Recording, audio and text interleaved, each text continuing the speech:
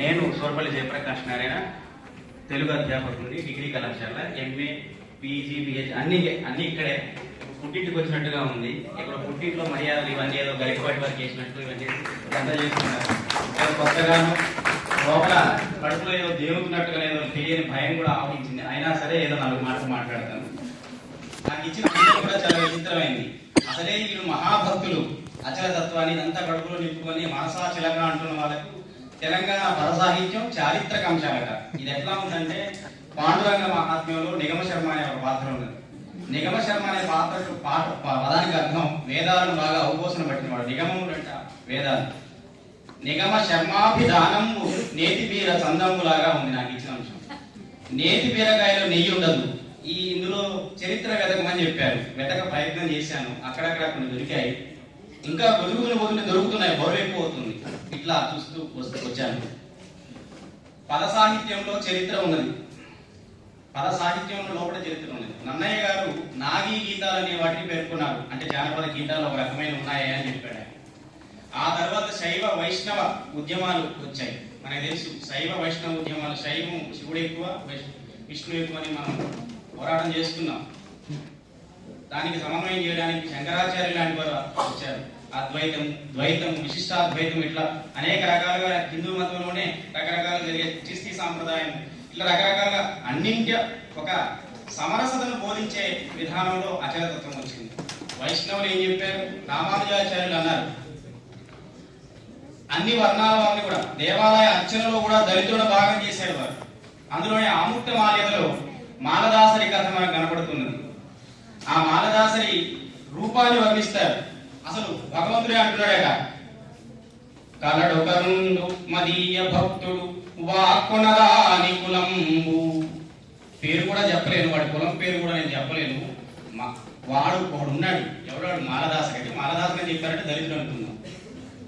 అతని రూపాన్ని వర్ణించారంటే దాస సాంప్రదాయం ఎట్లా ఆవిర్భవించిందో మాట చెప్పుకుంటున్నాను. అతని వేషధారణ ఎట్లా ఉందట? దాసుడైన వాడు కీర్తన చేసేవాడు ఎట్లా ఉంటాడట? చమురైన తోల్కుపు సంగును ఎక్కియో ఇత్తడి శంఖ చక్రంబుల మరన్ మత్పాదాక్షరము పెన్వెరగరగట్టిన మోటి దిబ్బరదండయున్. ఆయన వేషధారణ వర్ణిస్తున్నాడు. చిటి తాళంబులం మెడలం. చిట్టి తాళాలంటే మెడలో వేలాడుతున్నాయట. అంటే ఒక దాసుడు ఎట్లా ఉండాలి? ఆయన అక్కడికి వెళ్ళి ఆ భగవంతుని, విష్ణుమూర్తిని కీర్తన చేస్తున్నాడు. ఆయన కీర్తన చేస్తే మహాపుణ్యఫలం అవుతున్నా. బ్రహ్మరాక్షసుడు అవుతాడు. ఈ పుణ్యఫలం ఇస్తామంటే ఇవ్వనంటాడు. నువ్వు తిన్నా పర్వాలేదు నాకు, కానీ నేను ఈ పుణ్యఫలం కీర్తన పాడిన ఫలాన్ని ఇవ్వను అంటాడు. అంటే దాస సాంప్రదాయంలో భక్తులు భగవంతునికి ఎట్లా అంకిత భావంతో ఉంటాడో చూడండి. ఇట్లా అడిగాడు ఆయన. మరిన దేహంబు మీద తిరు పట్టె నామంబుల్.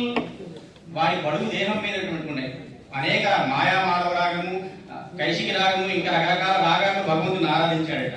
ఇదంతా చరిత్రకు సంబంధించి. అంటే దాసులు అనేవాళ్ళు ఏర్పడ్డారు. రామానుజాచార్యులు ఏర్పాటు చేసిన దేవాలయ నిర్వహణలో ఇలాంటి దాసులు, మాలదాసులు, మాలిక దాసులు ఏర్పడి కీర్తన సాంప్రదాయాన్ని ప్రారంభించారని ఒక ఉదాహరణ కనపడుతుంది. ఆ తర్వాత అంతకు ముందే మనకి తెలంగాణలో వాల్మీకి సోమనాథుడు 9 పదములు, ప్రభాత పదములు, శంకర పదములు, నివారి పదములు అని రకరకాల పదాల గురించి వర్ణించాడు. ఆ పదాలు పాడుకుంటూ వాళ్ళంతా ఎక్కడికి వెళ్తున్నారట? శ్రీశైలం అనే ప్రాంతానికి వెళ్తున్నారట. శ్రీశైల శివుణ్ణి దర్శించడానికి వెళ్తున్నారట. శ్రీశైలంలో అంటే శ్రీశైలం యొక్క చారిత్రక ప్రదేశాన్ని ఇక్కడ వర్ణించడం జరిగింది.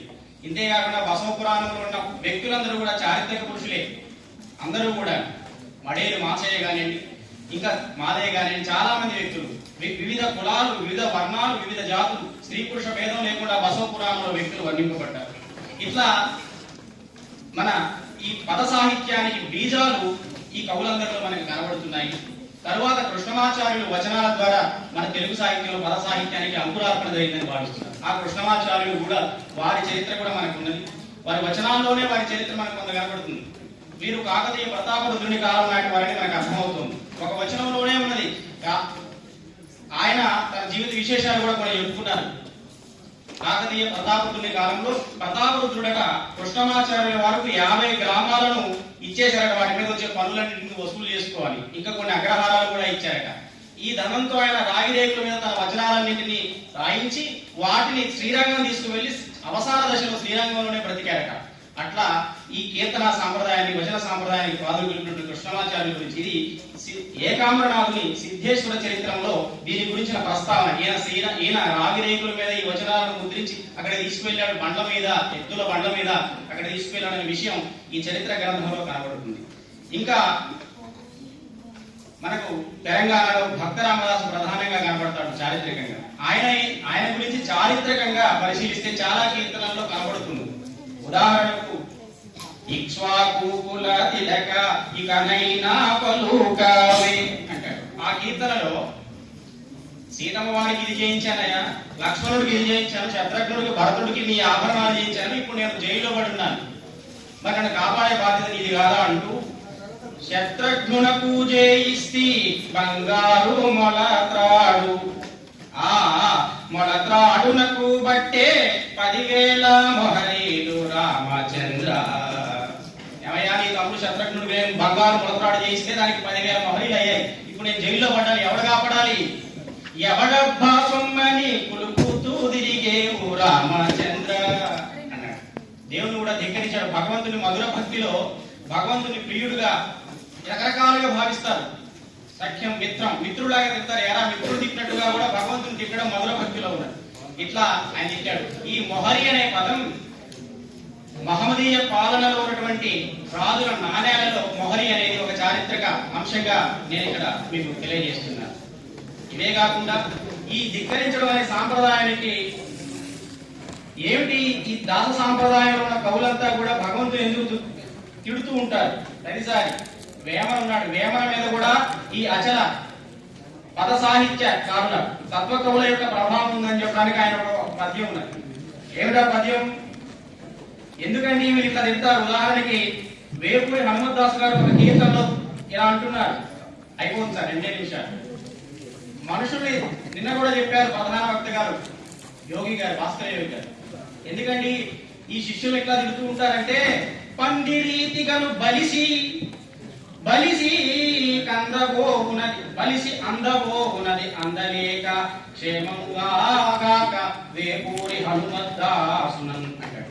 అంటే దీని అర్థం ఏంటంటే, దానికంటే ముందు ఒక పదం ఉన్నది. మనం అట ఏం చేస్తాడు, మంది కొంపలను ముంచి అనుపొంది దేహమునన్ పెంచి, మంది కొంపలు ముంచి శరీరాన్ని పెంచి పందిరీతిగను బలిసి అసలైన సత్యాన్ని కానడం లేదు. మనం ఈ లోపల మరణిస్తున్నాం, అసలైన సత్యాన్ని కనమని వేపూరి హనుమద్దాసు అంటారు. ఈ స్ఫూర్తినే వేమన తీసుకున్నాడు. ఇక్కడ ఈ చెప్పినటువంటి ఈ పదంలో కబీరుదాసులాగా బ్రతకమని చెప్తాడు చివరికి. ఈ చాలా ఉంది, అందుకే నేను దాన్ని తగ్గించి చెప్పాను. కబీరుదాసులాగా ఆదర్శంగా ఉండమని చెప్తాడు. కబీరుదాస్ అనే ఒక చారిత్రక పురుషుడి యొక్క ప్రస్తావన ఇక్కడ ఉన్నది. ఈ ప్రభావాలన్నీ కూడా వేమనలో ఒక పద్యంలో నాకు కనపడింది. చాకి కోకలుతికి చీకాకు పడదేసి మైడదీసి లెస్స మడచుగాక బుద్ధి చెప్పువాడు బుద్ధితేనేమయ విశ్వదాభిరామ వినుడవేమ. బుద్ధి చెప్పేవాడు అంటే మంచి చెప్పేవాడు తిట్టినా కొట్టినా కూడా ఏం కాదయా. ఎలాగైతే ఒక చాకలివాడు బట్టలను ఉతికేటప్పుడు వాటిని ఇట్లా అంటాడు, అట్లా అంటాడు, రకరకాలుగా సాగదీస్తాడు. అతని ఉద్దేశం బట్టల యొక్క మురికిని, మలినాన్ని తొలగించడమే తప్ప ఆ వస్త్రాన్ని ఇబ్బంది పెట్టాలని, చింపాలని కాదు. ఆ విధంగా ఈ పథకంలో ఉద్దేశం ఉందని అర్థమవుతుంది. ఇంకా చరిత్ర భాగ యక్షగానంలో కూడా చరిత్రకు సంబంధించిన విశేషాలు చాలా ఉన్నాయి. సమర్థుడు వినాలని